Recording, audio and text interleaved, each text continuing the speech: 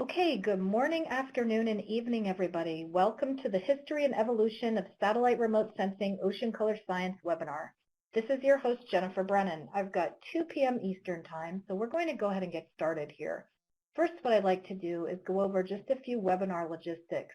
To ensure the best audio experience, participants have been placed in silent mode, but if you have any issues or you have any questions, what I'd like for you to do is enter those into the Q&A pod located on the right-hand side of your screen. This works like a chat. Today's webinar is being recorded. The recording will be posted both to our online Adobe Connect webinar catalog as well as to our NASA Earth Data YouTube channel within a few days of completion. Once this has been completed, what I will do is I'll send an email to all of the registrants with recording links. So if you have a colleague who is unable to attend today, they'll be able to take a look at the recording at their own convenience. As far as timing is concerned, today's webinar will be 1 hour long with 45 minutes allocated to the presentation and an additional 15 minutes for the question and answer period. Our speaker today is Robert Lossing. He is a satellite remote sensing oceanographer and scientific software engineer at NASA's Ocean Biology Distributed Active Archive Center, or OB.DAAC, and that's located here at Goddard Space Flight Center in Greenbelt, Maryland. In just a moment, I will turn it over to Robert to introduce today's agenda. Once we have finished with today's presentation, we will transition to a optional set of polling questions.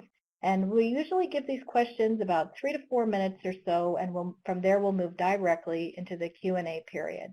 Depending upon the volume of questions that we receive, we will extend the Q&A period an additional 15 minutes from end time for those of you who are able or who may wish to stay on the line, but we will have a hard cutoff at 3:15 p.m.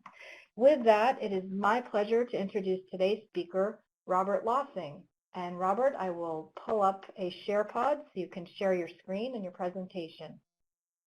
All right, thanks everybody.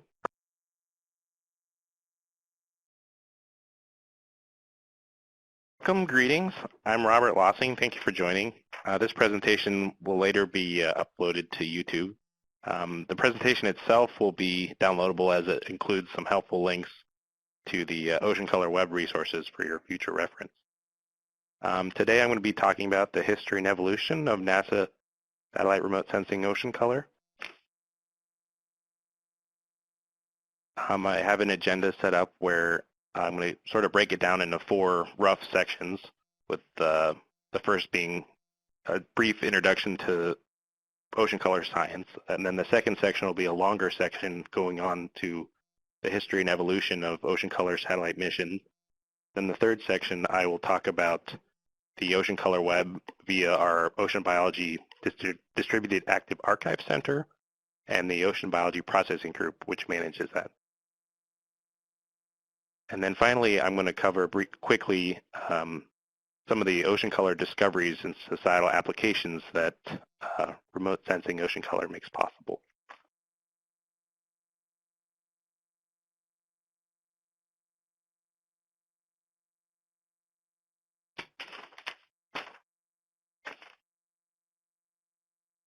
Satellite remote sensing of ocean color involves the use of a satellite platform and a sophisticated camera or sensor called an imaging radiometer or a spectroradiometer.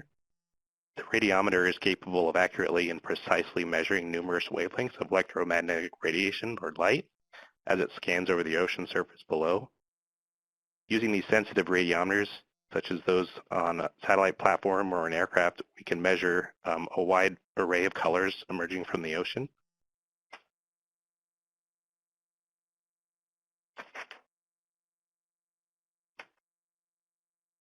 Because ocean color is the apparent hue, shade, or tone of color of seawater due to the interactions of sunlight photons with substances or particles present in the ocean.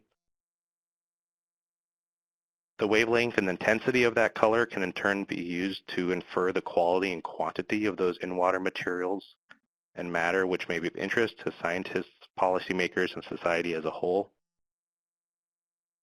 Watercolor varies with the ambient conditions in which the water is present. Relatively small quantities of water appear clear and colorless, while water that is very deep and without seafloor reflections appears very dark blue.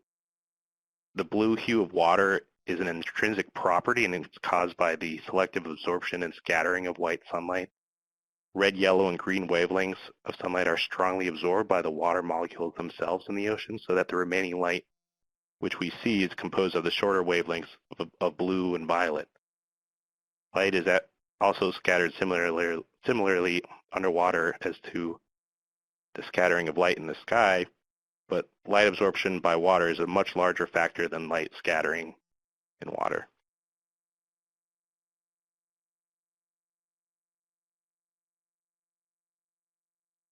And in turn, when we're measuring these incoming reflectances from the sea surface, we're able to use those radiances and convert them to reflectances that we can then use for biogeochemical algorithms that can help us calculate concentrations of sediments or organic matter, detritus, and phytoplankton populations.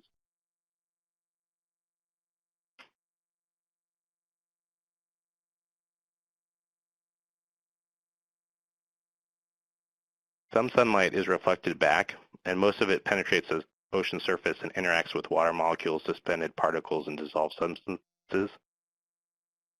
Free-floating photosynthetic microscopic organisms, phytoplankton, are one of the most significant ocean color altering constituents. In coastal areas, particulate matter in the form of inorganic sediment and organic material runoff from rivers, resuspended sand and silt from the seashore and beaches, and a number of other substances can change the water color of the near-shore waters as they reflect, scatter, and selectively absorb light, further altering the water clarity and light transmissibility within the water column. Another substance is color-dissolved organic matter, also known as chromophoric dissolved organic matter, yellow substance, or gelbstoff. CDOM strongly absorbs light wavelength ranging from blue to ultraviolet, where pure water absorbs longer wavelengths, such as red light, resulting in a dark appearance of CDOM-rich water bodies.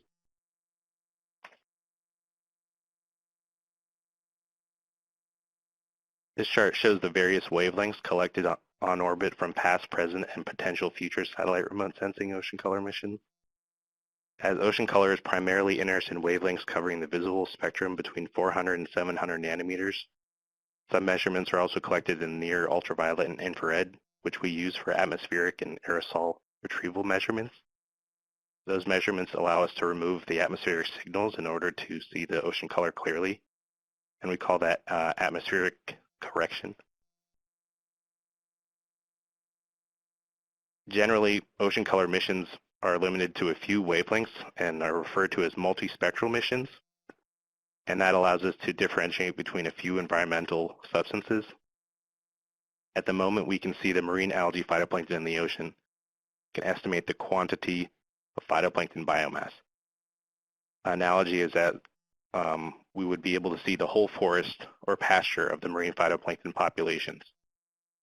Future proposed sensors will be hyperspectral, and that allows us to differentiate between different algal groups and measure physiological states of algal blooms. So instead of seeing the forest, we'll now start to detect and identify and differentiate between the different trees of the forest.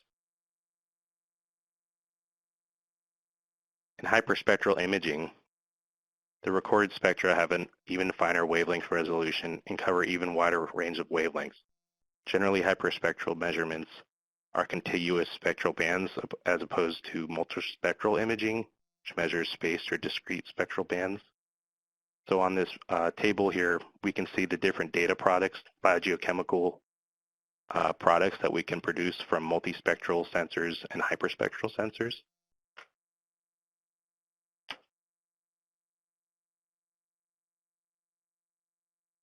Here we are viewing a coral atoll using hyperspectral observations which highlight different features in the water column. So as we slide along with the RGB, we're pulling out different features on the surface of the land as well as on the water column and the seafloor.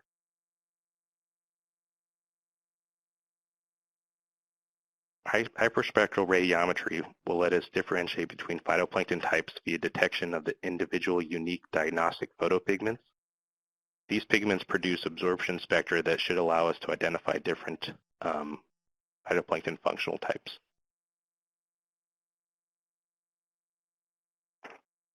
Ocean color sensors measure different wavelengths in the visible and near-infrared part of the electromagnetic spectrum. For each band, the detector measures the intensity of the light that reaches the sensor.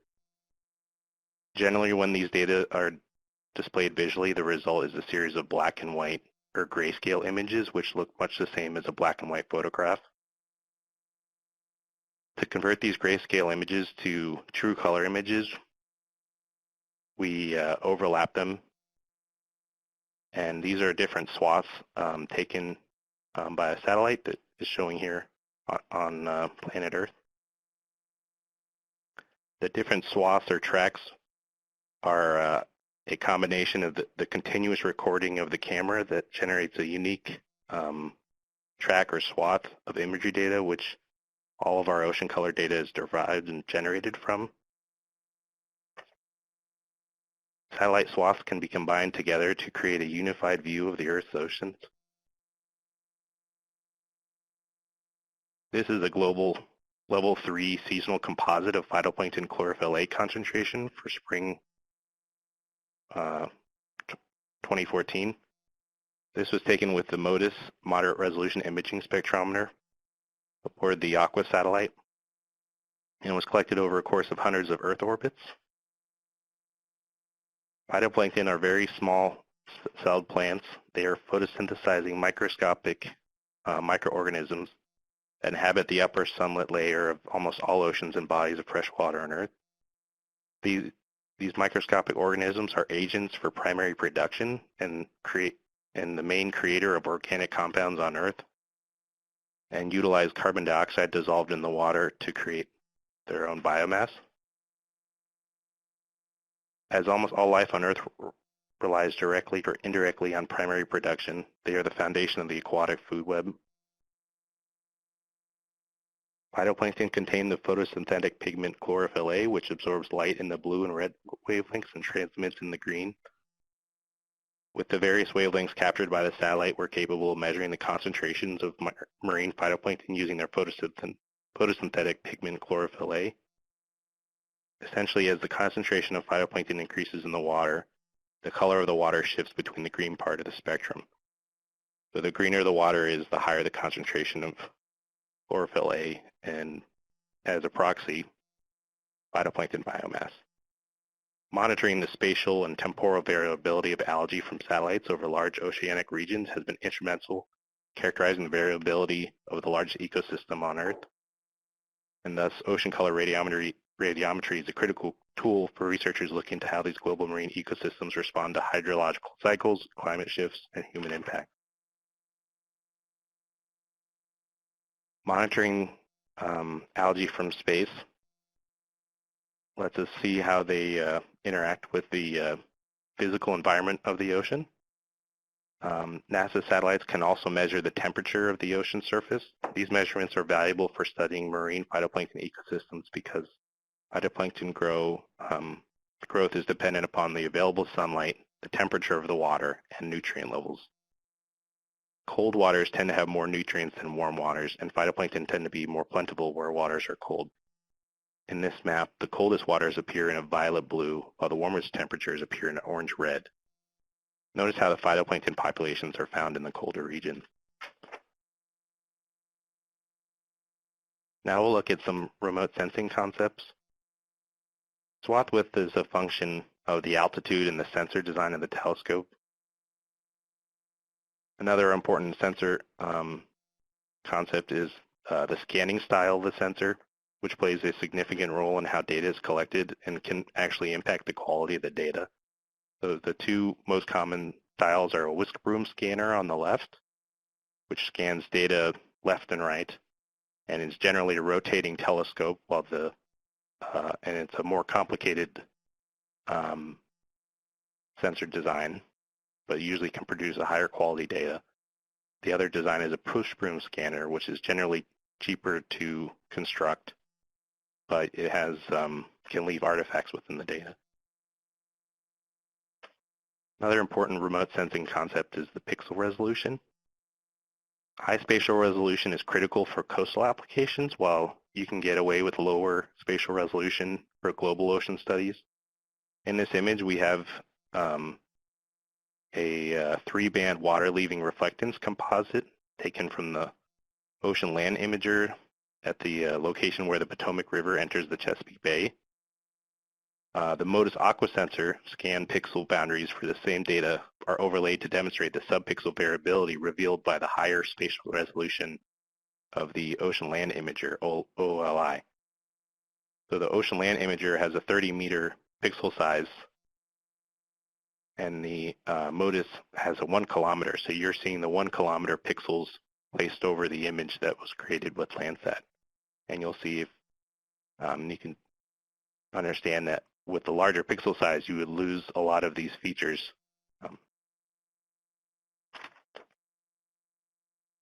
This is a STOML plot showing the broad range of spatiotemporal variability in selected physical and ecosystem processes in the ocean.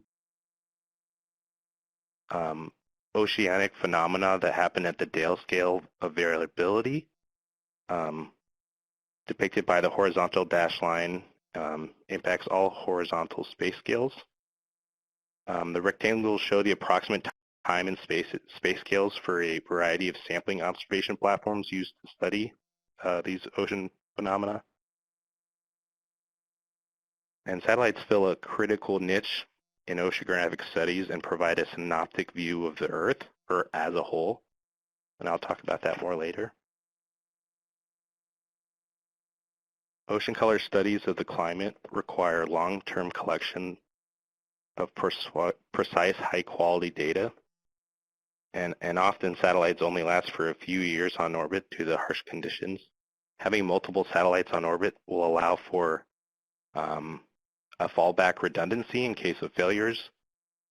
It allows you to cross-calibrate sensors to have more precise and accurate data, as well as you'll also be able to capture more ocean color data.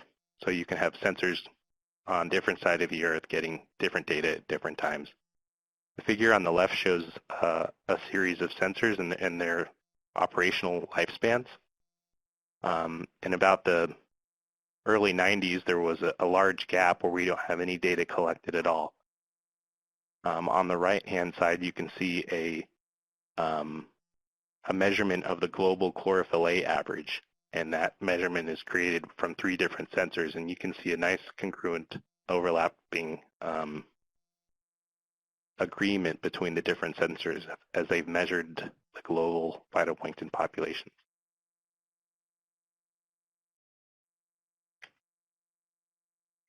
Some other concepts for satellite concepts are spectral resolution and bands, global area coverage versus targeted local coverage such as the coast, or you can have a geostationary full disk coverage.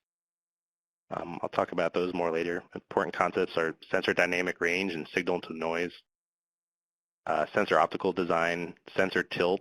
Tilting allows a sensor to avoid sun glare. And over time, improvements have happened in satellite communication, downlink speeds, onboard data storage. Actual sensor bit precision allows for high precise measurements.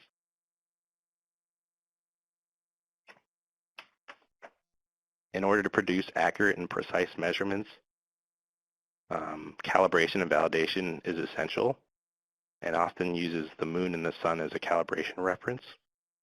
Atmospheric removal is also important to remove the atmospheric contamination in the ocean color signal, and we call that atmospheric correction. Okay, I'm going now into a list of the missions that we have supported over the years.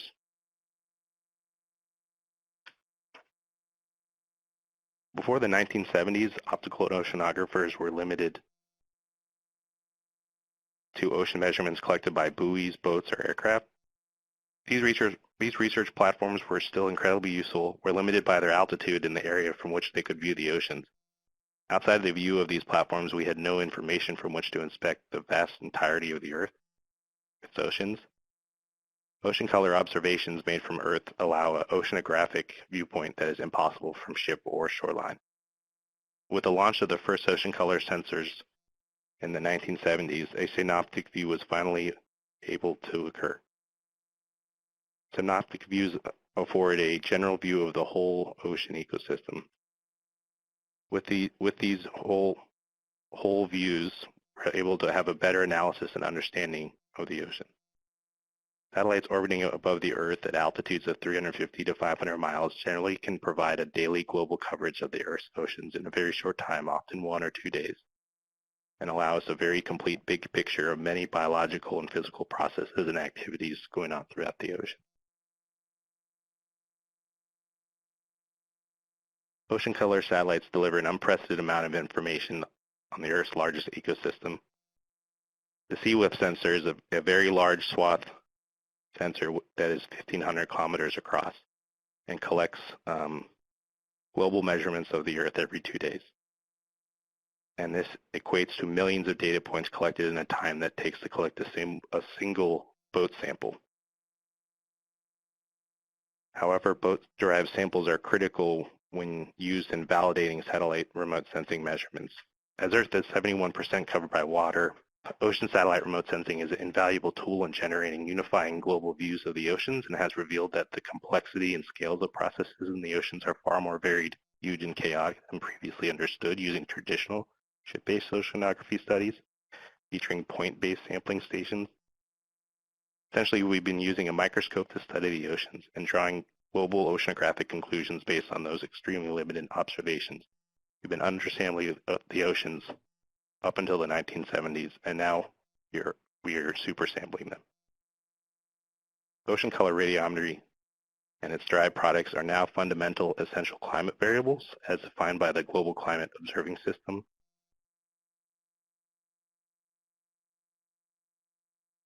Ocean color datasets provide the only global synoptic perspective of primary production in the oceans and give us a critical insight into the role the oceans play in the global carbon cycle.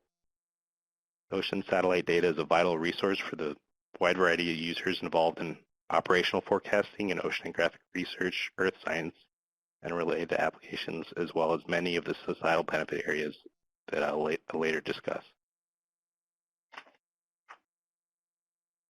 So early remote sensing platforms were actually carried aloft via aircraft.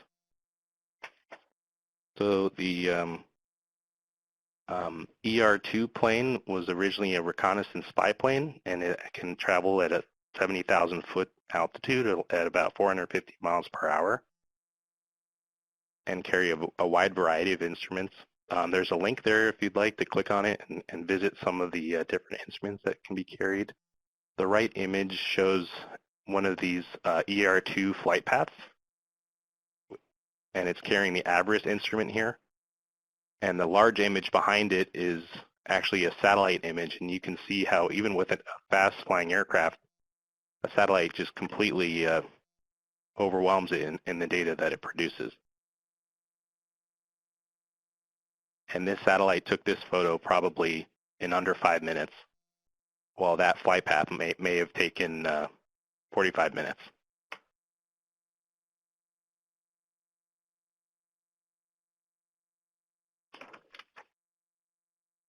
The second space shuttle, STS-2, carried the program's first scientific payload, the Office of Space and Terrestrial Application Ocean Color Experiment.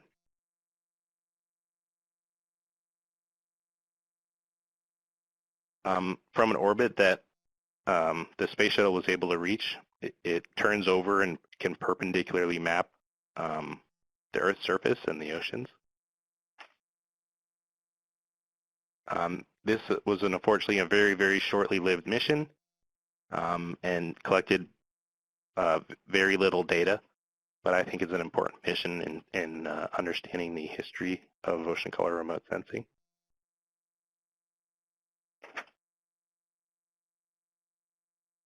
So the Coastal Zone Color Scanner, CZCS, flew aboard the Nimbus 7 in 1978. And the Nimbus satellites were really just a story of firsts. They were the first to globally map photosynthetic organisms. They were the first to profile the atmospheric ozone layer and potential greenhouse gas loss in, ozone hole. They were the first to measure the temperature of the ocean and the first to capture developing hurricanes. Each successive mission, there were 7 in all, carried increasingly complex experiments and monitored the changing planet. They were really a true trailblazer class of missions. So the Coastal Zone's color scanner had was a very early instrument, and it only had 6 spectral bands with which to differentiate ocean biogeochemical constituents.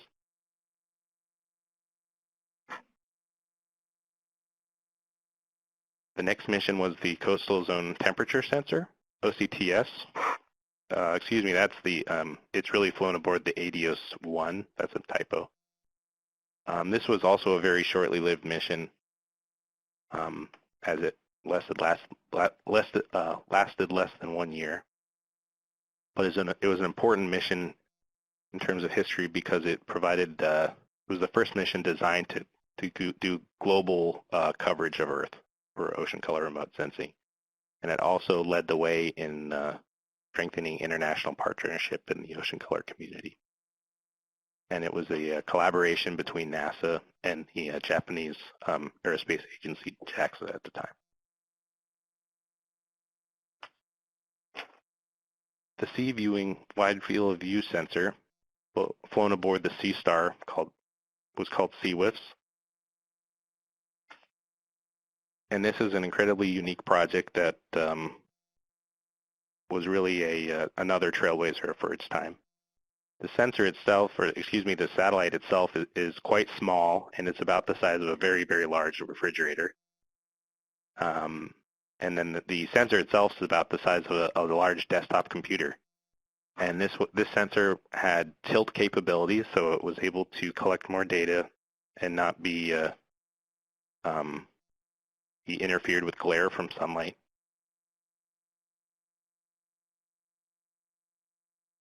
The Sea Star satellite was launched in quite a unique way under the it was launched under the an orbital owned Orion jet, and this air launch allowed it to carry more payload to orbit.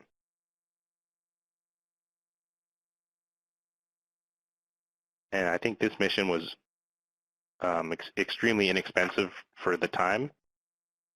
And there's a new mission that I'll talk about later that sort of pays a homage to this mission in the size and the cost.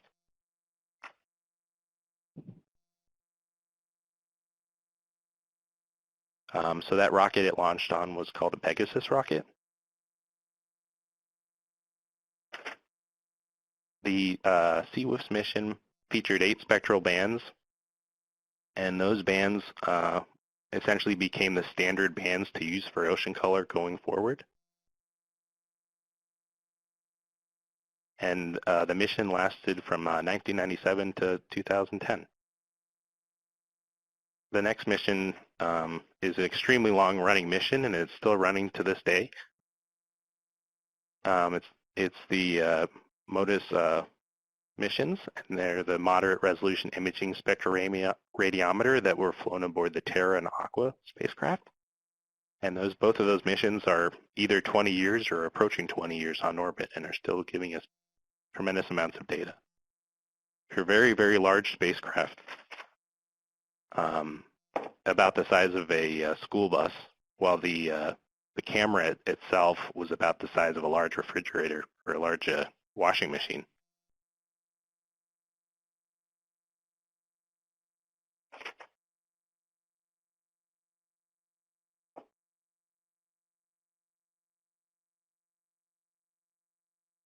So this is just a fun slide that's showing the launch of the Terra spacecraft. The separation of the satellite from the fairing, as well as the deployment of the solar panel and the antennas.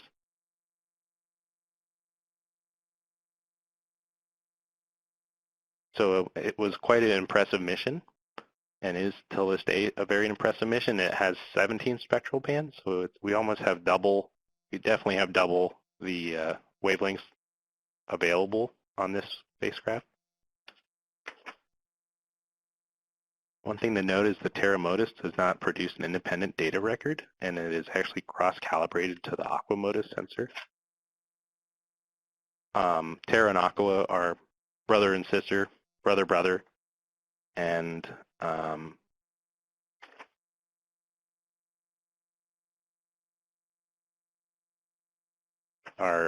we use the having both of them on orbit at the same time lets us do a lot of cross-calibration between them. So if one sensor is off, we can see it in another sensor because there's a difference in the measurements.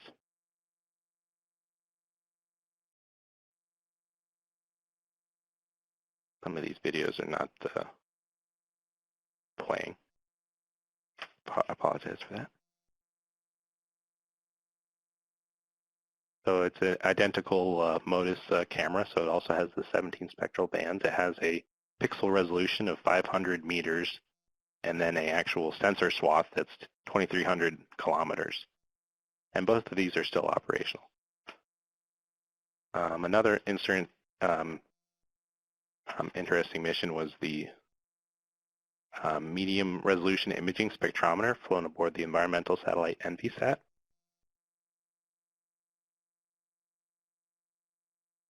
And this was a collaboration with the European Space Agency. OB.DAAC had 15 spectral bands, but it had a unique higher resolution pixel resolution, so it has quite a high ability to detect subpixel variability compared to a 1 kilometer pixel. And because of that, the sensor swath is also half the size. So when you get a higher pixel resolution, generally you lose your wide field of view that a larger pixel resolution would allow you to have.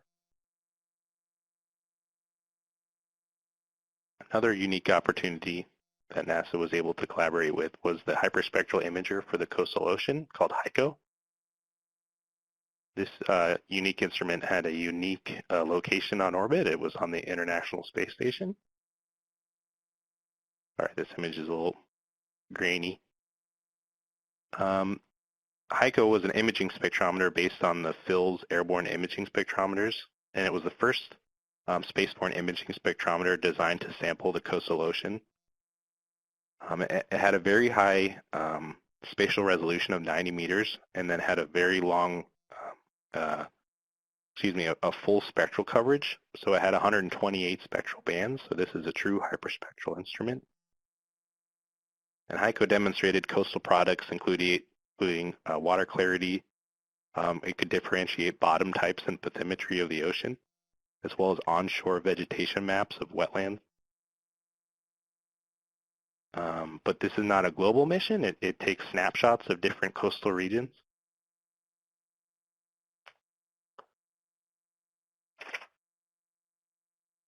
Another important mission and the world's first geostationary orbiting ocean color sensor was the GOSI geostationary ocean color imager aboard the Communication Ocean Meteorological Satellite comms. This sensor has 8 spectral bands, very similar to what CWIS had. But the sensor swath width itself is 1,500 kilometers. But this is a unique mission. It's actually at a much higher orbit, geostationary orbit, which is tens of thousands of kilometers out. And from that orbit, it doesn't truly orbit like the other missions, which are sun synchronous usually. The GOSI mission has the ability to just stare at a single region of the Earth, and we're looking here at the Korean Peninsula. And over the course of a day, It can collect multiple images and show the daily change. So taking images in the morning, taking images in the afternoon, as well as in the evening. And it allows you to see different changes in tidal movement of estuaries. So on the left is a RGB image, and on the right is a chlorophyll image. And there's a link down at the bottom if you'd like to see more of these animated time series. Unfortunately, they're only over the Yellow Sea and this region of the Earth. But there's a new mission called Glimmer, and that will be launching potentially in the future. And it will be another one of these geostationary instruments, but it will have a hyperspectral capability. And I believe it will be focused on the United States seaboard. The Visible Infrared Imaging Radiometer Suite, or VIIRS, flew aboard 2 spacecraft so far. The Suomi National Polar Orbiting Partnership, Suomi NPP, and the Joint Polar Satellite System, JPSS. And this is a 15 spectral band instrument. It's very similar to the MODIS instruments. Another unique instrument is the and platform is the Hawkeye camera aboard a Seahawk, and this is the first ocean color nanosat that was flown. This is a very small instrument that is amazingly small. It's about the size of a shoebox. The camera module itself is 10 centimeters by 10 centimeters cubed. This mission launched aboard a SpaceX rocket in California, and it was launched along with, I believe, over 60 other satellites. So Seahawk, like I said earlier, paid homage to the SeaWIF's mission. It has the same 8 spectral bands that SeaWIF's had. It has a actually very high pixel resolution of 100 meters, but then that gives you a very narrow swath width. The idea for these missions is to have very inexpensive and cheap ocean color sensors that are essentially will allow you to have a sustained ocean color observation from nanosatellites, SOCON. This image shows on the left a chlorophyll A image collected using the Seahawk camera. And the RGB image is in the middle, and then you can see on the right the MODIS Aqua sensor and the large pixels that it has. So the high spatial resolution of Hawkeye really pulls out a lot more features in that ocean color bloom there, or coastal bloom. So we're very excited to announce the upcoming PACE mission, the Phytoplankton Cloud and Ocean Ecosystem mission. This is featuring the ocean color instrument.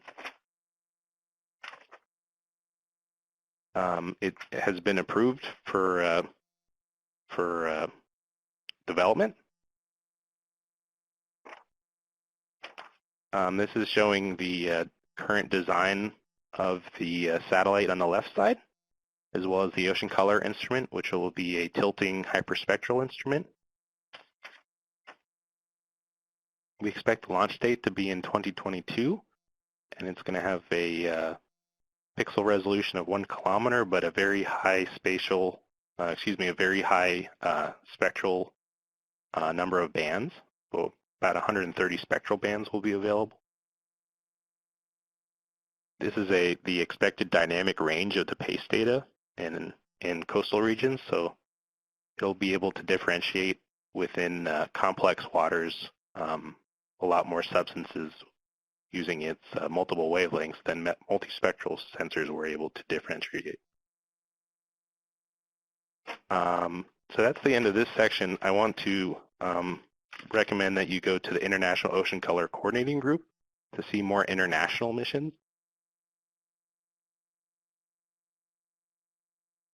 Going to quickly, we're almost done going through the Ocean Biology Distributed Active Archive Center and the Ocean Biology Processing Group team that supports that.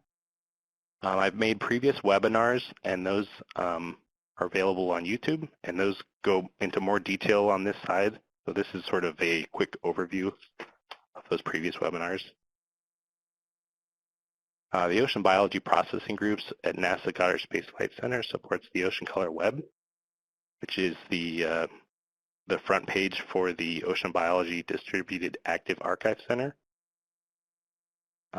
Our activities include the collection, processing, calibration, validation, archival, and distribution of ocean color remote sensing data, ocean optics, sea surface temperature, sea surface salinity, and a bunch of other data products. We also have additional user support services such as in situ field data, data analysis, imagery software. I'll talk about that next. When you come to our website, we hope that you must register to download the data. So there's a link there to download the data. And if you have any questions or want to talk to the Ocean Color community, we have an Ocean Color forum that's very active.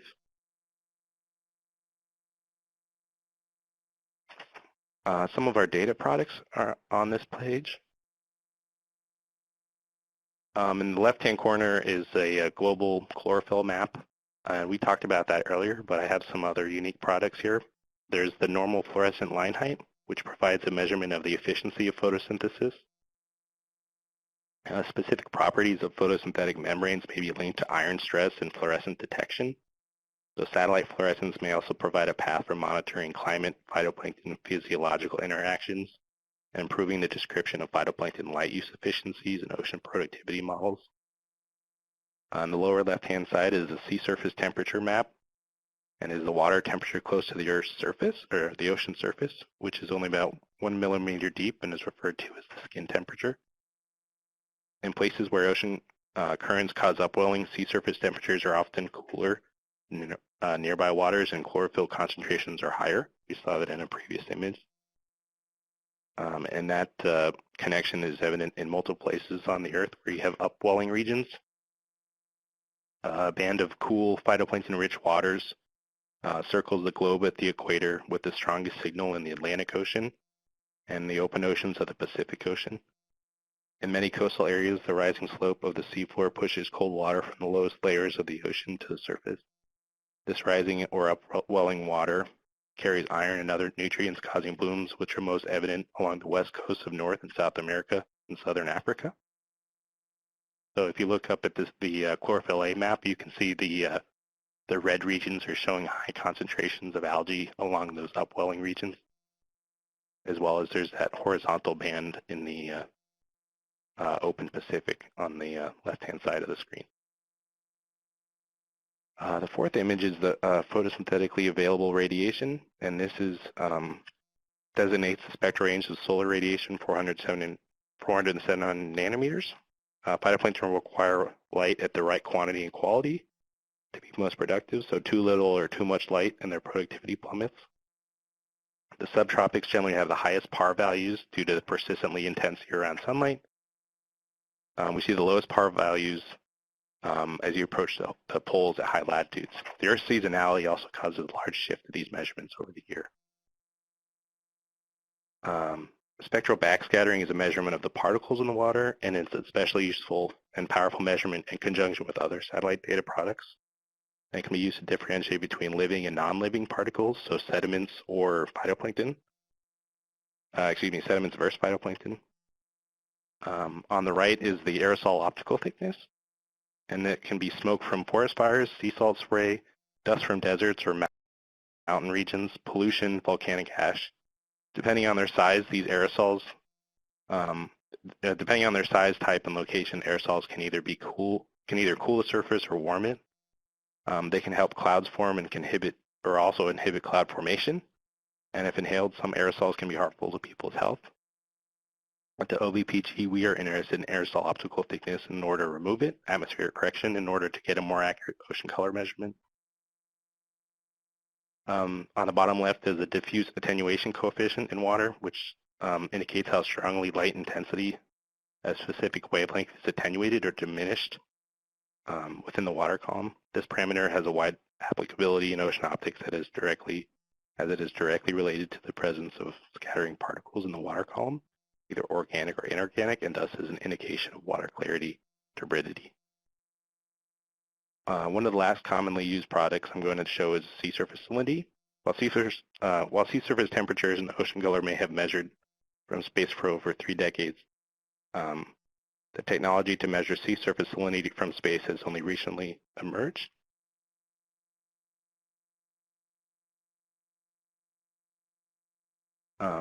Ocean color and sea surface measurements are taken at usually 1 kilometer resolution, while sea surface salinity is taken at a 100 kilometer resolution, so it's quite a coarse resolution. Sea surface salinity correlates with sea surface temperature measurements, and they're used to calculate the surface density of the ocean, which in turn drives ocean circulation and current movement. Ocean circulation is a critical mechanism for understanding the transfer of heat over the Earth, because the oceans have 1,000 times the heat capacity of the atmosphere, and thus have a dominant effect on global hydrological cycles, climate change, and marine ecosystems. Here is a list of our ocean color web services and how to download some of these different data sets. So we have visual browsers that let you download level 1 and 2, which are generally satellite single granules of different snapshot areas. Level 3 browser lets you download those large global maps.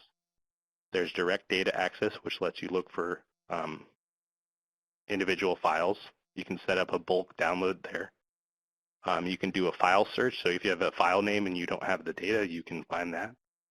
There's also a link to our CBAS page, which I'll talk about soon, and then some other resources. And then make sure you register to download data using the Earth data. OB.DAAC is a comprehensive image analysis package for the processing, display, analysis, and quality control of ocean color data. And it supports a huge amount of NASA missions as well. On this page, there's links to download as well as plenty of tutorials to use this. There's a lot of previous webinars and YouTube how-to studies that let you use the software, or that help you become proficient at the software. CBAS is our active archive of in situ oceanographic and atmospheric data to support our satellite data product validation algorithm development. The CBAS website allows you to create unique search queries for handling your oceanographic data.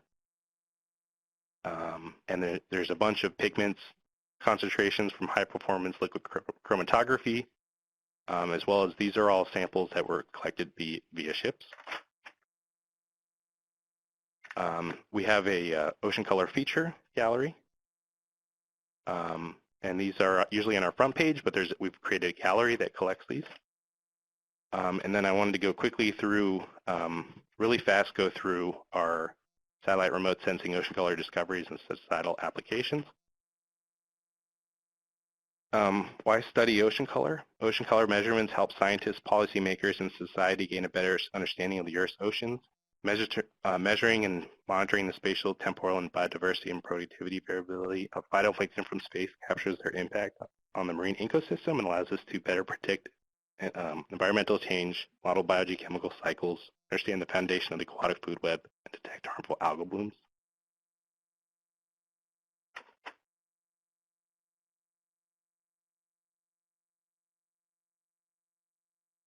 Phytoplankton are the foundation of the marine food web. As the primary producers of biomass via sunlight-driven photosynthesis, they are the food and nutrients that nearly every living thing needs to grow and maintain life. Microscopic animal like zooplankton, shrimp, and small fish graze upon phytoplankton to in turn be eaten by bigger animals such as large fish, seals, and seagulls and whales. Eventually, humans partake in this food web by harvesting algae for direct consumption or harvesting and fishing marine animals for seafood and sushi. Why study ocean color? The carbon cycle is an important biogeochemical process on Earth. Through photosynthesis, phytoplankton consume carbon dioxide, CO2, on a planetary scale equivalent to the forest and other land plants as it is incorporated or fixed into their oceanic biomass, just like carbon is stored in the wood and leaves of the tree. While aquatic and terrestrial photosynthetic plants use some of their newly formed carbon products immediately for energy and maintenance. Unlike land plants and other trees, most of their carbon is returned to the near surface marine ecosystem after phytoplankton die or grazed upon. Some of this carbon sinks to the deep ocean to be deposited and sequestered as seafloor sediments, thus trapping carbon into the geologic seafloor. Why study ocean color? Global patterns and cycles that happen differences between place to place. Phytoplankton thrive among coastlines and continental shelves, along the equator in the Pacific and Atlantic Oceans, and in high latitude areas. Winds play a strong role in the distribution of phytoplankton because they drive currents that cause nutrient-rich deep water to be pulled up and mixed with surface waters. These upwelling zones, such as the one along the equator and others along the western coast of several continents, are among the most productive ocean ecosystems on Earth in the red regions. By contrast, phytoplankton are scarce in the remote ocean gyres to the nutrient limitation, and those are the purple regions. And those are also referred to as the ocean deserts.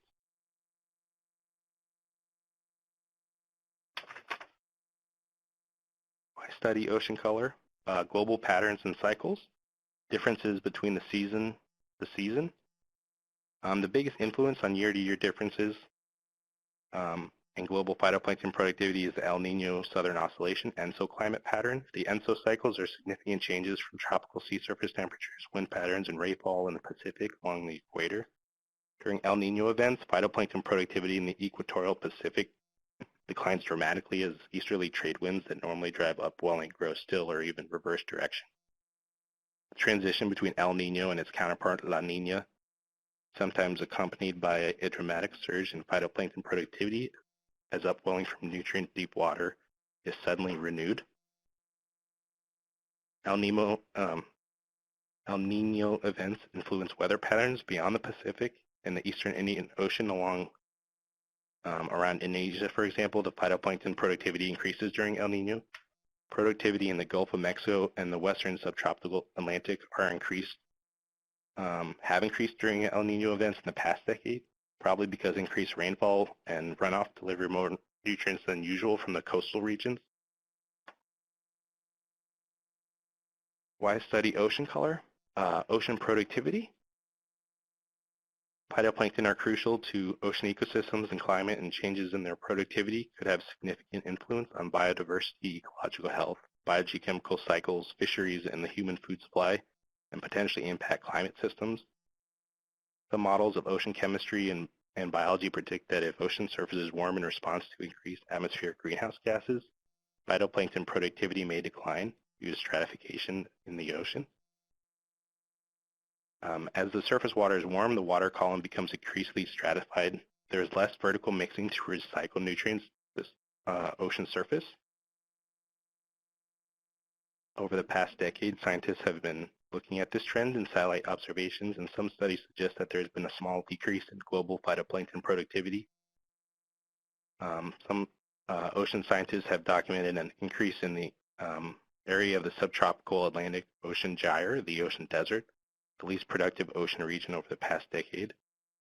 This region is important for ocean production of oxygen for the planet Earth.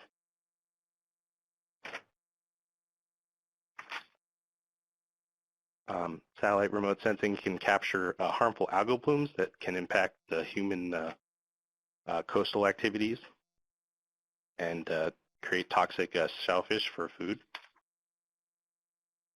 And then we can measure phytoplankton biodiversity. And this is my last slide. So this is a map showing phytoplankton biodiversity. And this is what we hope PACE should be able to produce. And it's measuring the different phytoplankton populations over the ocean. So we're seeing the different trees in the ocean, or the different trees in the forest, in quotes. If you like this presentation, I'd recommend The History of NASA's Ocean Color Missions by one of our former colleagues, James Acker, who writes about the history of NASA Ocean Color Missions. Thank you. Okay, thank you, Robert. At this point, we will transition to the optional polling questions. We'll give these just a couple minutes or so. We're running a little bit behind. I apologize for that. From here, we will move to the question and answer period. We did have a couple of questions, Robert, so let's give these just a couple minutes and then we'll move to the Q&A. Thank you, everybody.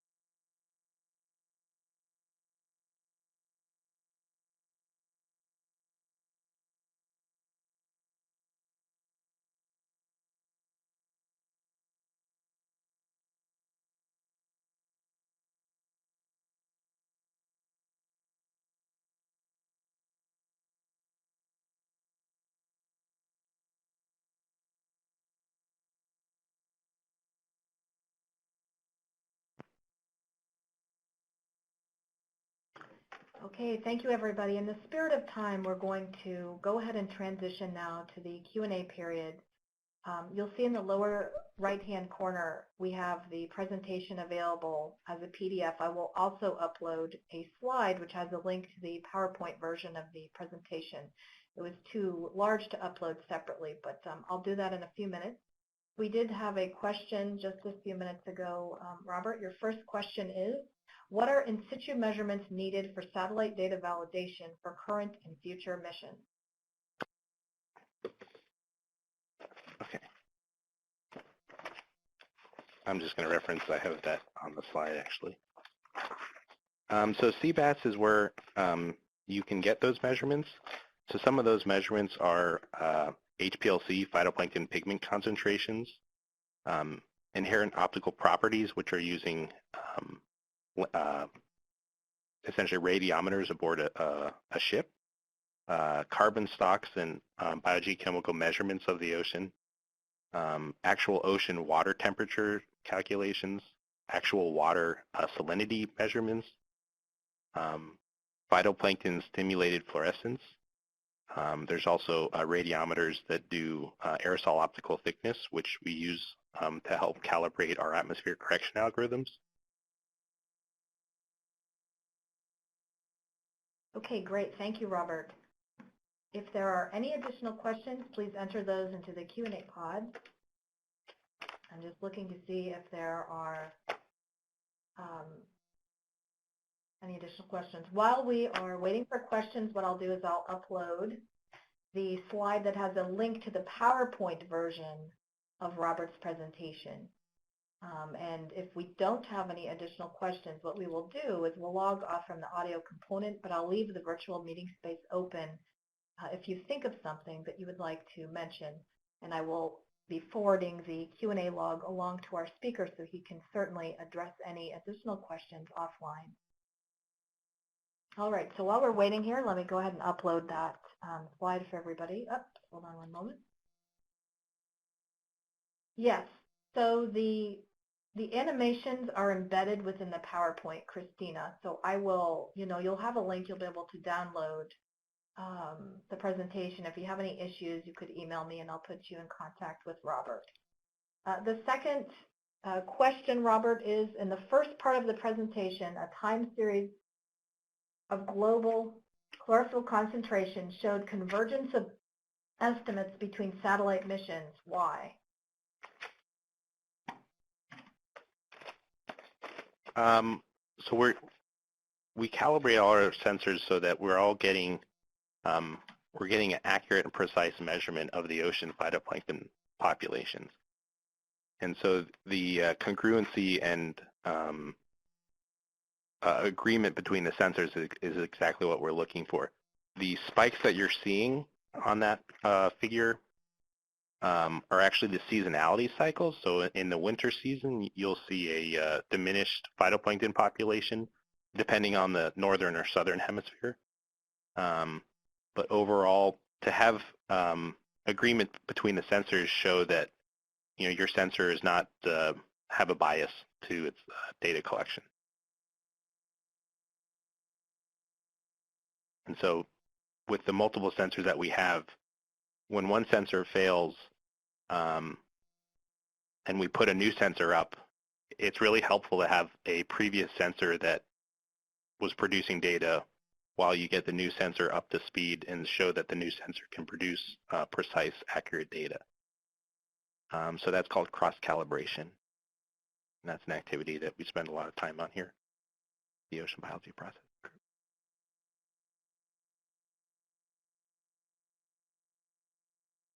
Okay, thank you, Robert. And you might see in the lower right-hand corner, I have uploaded a slide, which again has a link to the PowerPoint slide deck. Okay. Quite large. Yeah, okay? I saw that. It looked a little small. Perfect. Yeah, so everybody should be able to download the slides in that way. If you highlight either one of the files in the file share pod, you'll be prompted with an option to download the file. See, are there any additional questions? Let me take a look here. I don't, let's see. Yeah, any critical feedback is greatly appreciated. I covered a tremendous amount today, and I'm glad you were all able to sit through it with me. So thank you very much for attending. Yes, I think it's true that we probably covered a little bit more than we had time for today. But certainly, there was a breadth of information covered. So thank you for the feedback. Yep, I had a lot of fun. All right. Well, if there are no further questions, we do have a question. Which ocean color sensors started to work well in complex waters? So the complex waters is always been a challenge for ocean color remote sensing due to the huge, tremendous amount of substances in the water. So in ocean remote sensing, ocean color, we differentiate water types. There's case 1 waters, which is your open ocean, where generally we assume there's nothing in the water except phytoplankton. There's no sediments. There's no dissolved organic matter or detritus. And so you're just creating algorithms that focus on chlorophyll A pigments. In complex waters, you need to have algorithms that take into account geologic sediments, those dissolved Gelbstoff matter, yellow substance. Essentially, it's dead organic detritus from on the land that washes out. Think of it like tea leaves in your teacup. So the hyperspectral sensors, we hope, will be able to, having more bands will let us differentiate between those different substances. But the hyperspectral sensors are pretty much a new thing in the last 5 to 10 years. So we're really excited for the PACE mission to come out. Glimmer is the geostationary hyperspectral sensor that'll be further in the future on the down the pipeline. The previous sensor was the HYCO mission, and that was a coastal. It was a hyperspectral coastal ocean color instrument, and that data is available on the Ocean Color website. I think that was one of the impetuses for that mission was that it was a very cheaply designed mission. So some of the data quality isn't we're not extremely confident in some of the data quality from that mission, but you can do some fun science with that mission. Okay, thank you, Robert. So My pleasure. there are a couple of things here. All right, so one of the comments is, could you connect us with some group working in hyperspectral data? And that might be something that our user needs to, connect with you offline for that information. Yeah, I would just recommend you to our Ocean Color Forum because that's where a lot of these conversations are had. Okay, and And so I and will, they're not just the Ocean Biology Processing Group is active there. A lot of people from the Ocean Color community and the international community use that as a singular place to plan meetings and events and discuss science. okay.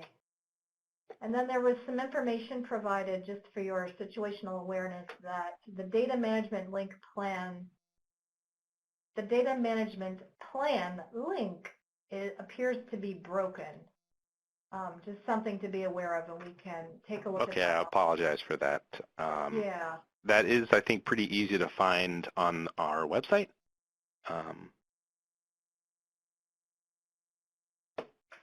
So I'll take a look and see if I can find the correct link and paste it into the Q&A pod. Okay. And then there's another comment here. The first satellite with salinity sensing didn't last very long. You mentioned that another satellite can now measure salinity. Which one was that? There was both of them have not lasted. I don't believe there is an actual salinity mission up at the moment functioning. The previous one was the Aquarius mission, which was an Argentine collaboration. And then I believe there was SMAP, which was, I have to forget the acronym, but it was like surface moisture, so it was able to do salinity and soil moisture. And I don't think that is functioning. It stands for soil moisture active passive. And those data are still available, the SMAP soil moisture, excuse me, the SMAP sea surface salinity data part. That's still functioning? Okay. Yes, Yeah. thank you, Annette. That we have the Aquarius data available for that completed mission. I'll try to include a couple of links in just a few minutes here after we log off from the audio component for the links to the SMAP sea surface salinity data. You do have another question, and we have about 5 minutes remaining in the extended Q&A. So yeah, this says the SMAP radar stopped transmitting, which is probably that's what was used. Correct. But it has some other instruments.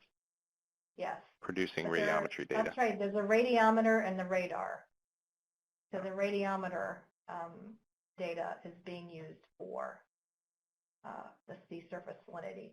So you have an additional question here, Robert. Do you envision drivable satellites in the future? Can be moved to focus on different views of the Earth depending on emerging conditions?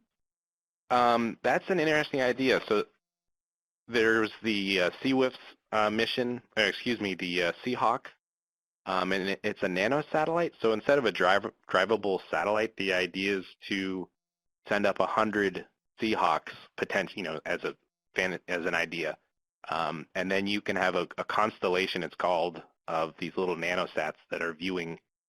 Essentially, you're almost getting a real-time view of most of the ocean, just like the Global Positioning System, GPS, uses a constellation of satellites to give you constant geolocation measurements.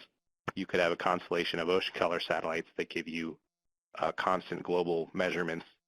The Glimmer mission and the GOSI mission are geostationary, and those give you a pretty great view of a region, and you get maybe 10 or 12 or more images per day, while previously we would get maybe one image a day of a region.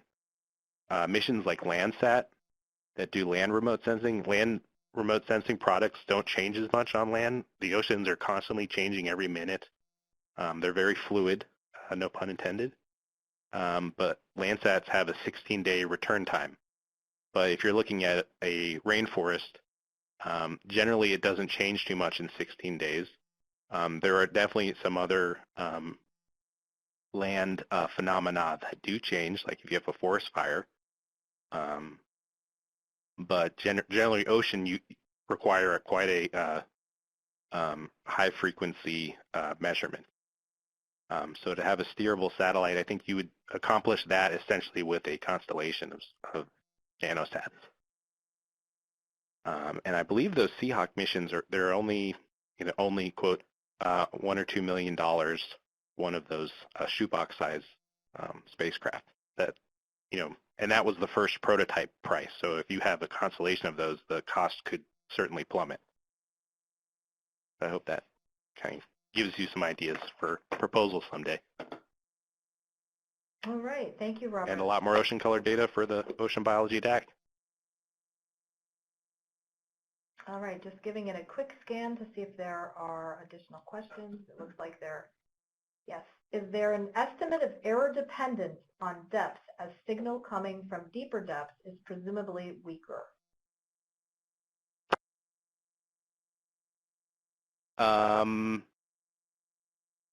That is an ocean optics question. I'm going to have to think about that. We do create uncertainty data products for our measurements, and that's something that we're actually actively working on, creating uncertainty measurements that tell you, essentially, we will give you an error estimate of the precision of these measurements. So those will be for each wavelength that we collect. We'll have a precision measurement.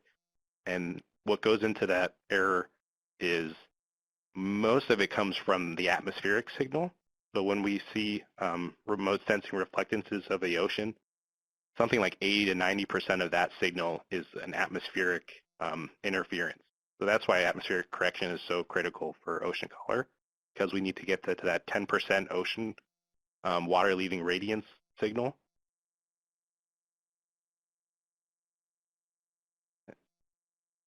All right. Well, thank you, Robert. That's all the time we have for questions today. So at this point, what we'll do is we'll log off from the audio component, but I will leave the virtual meeting space open an additional 10 minutes or so. So if you think of something, please feel free to jot that into the Q&A, and I will share the Q&A log with our speaker so that he may follow up with you individually offline if necessary.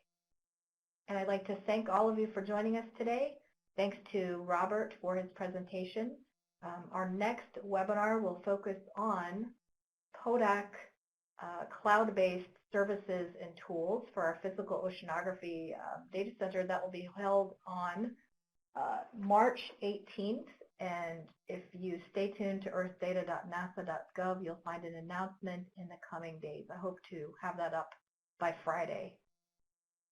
All right. Well, thanks, everybody.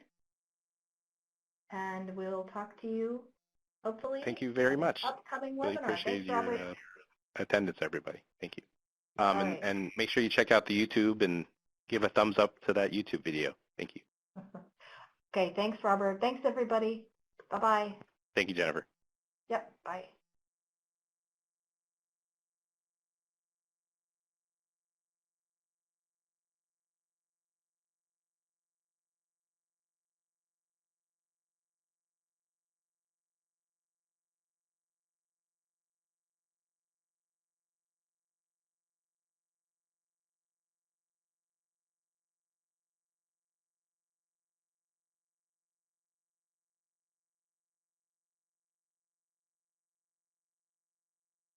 I'm sorry, I left the chat, but I'm still here, so I'm going to find out a way to.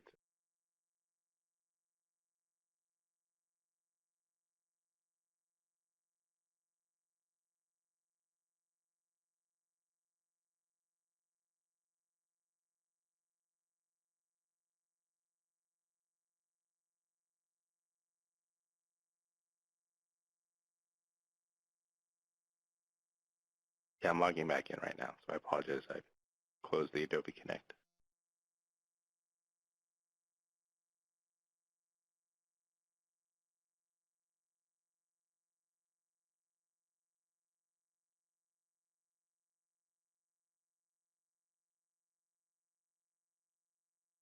Well, I'm having trouble getting in, so with that, I will. You can reach me at robert.j.lossing@nasa.gov. LOSSING. So thank you very much for your time and attending.